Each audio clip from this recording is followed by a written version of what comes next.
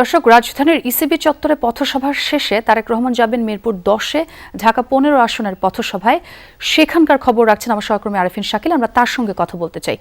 শাকিল, তারেক রহমানের পথসভায় জনসমাগম কি শুরু হয়েছে কিনা, এবং এলাকার প্রার্থী ও ভোটাররা নিশ্চয়ই অনেক বেশি মুখিয়ে আছে তারেক রহমানের অপেক্ষায়, যেহেতু ইশতেহার ঘোষণার পর তারা অনেকটাই বেশি আশা আকাঙ্ক্ষা নিয়ে রয়েছে।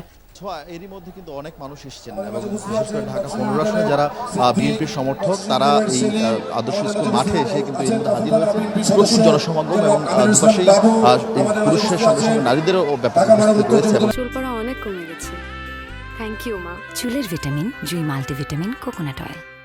তারা বলছেন তারেক রহমান যে নির্বাচন ইশতেহার যেমন দিয়েছেন, তেমনি স্থানীয় যিনি সংসদ সদস্য প্রার্থী হয়েছেন তিনিও ইশতেহার দিয়েছেন যে ইশতেহারে তারা মনে করছেন নির্বাচনে বৈতরণী পার হওয়া সম্ভব। এই আসনে জামায়াতের আমির ডাক্তার শফিকুর রহমান তিনি কিন্তু এই আসনে নির্বাচন করছেন। ফলে বেশ হেভিওয়েট দুজন প্রার্থী রয়েছেন। নির্বাচনী সমীকরণ নিয়ে নানান ধরনের আলোচনা সমালোচনা হচ্ছে নানান সামাজিক মাধ্যম থেকে শুরু করে মানুষের মধ্যেও।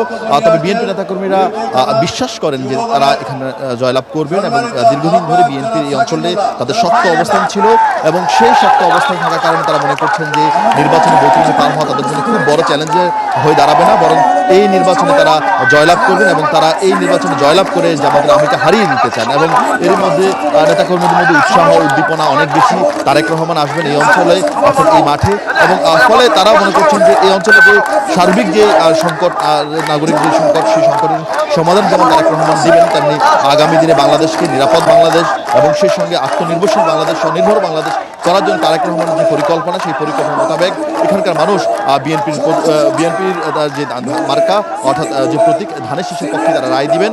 এবং এই অঞ্চলে শুরু থেকে নানান ধরনের উত্তপ্ত পরিস্থিতি ছিল। তারা বিশ্বাস করেন শেষ পর্যন্ত নির্বাচন যদি শান্তিপূর্ণভাবে হয় এবং মানুষ যদি ভোট কেন্দ্রে যান, সেক্ষেত্রে তাদের জয় সুনিশ্চিত। ছোঁয়া। ধন্যবাদ শাকিল আপনাকে।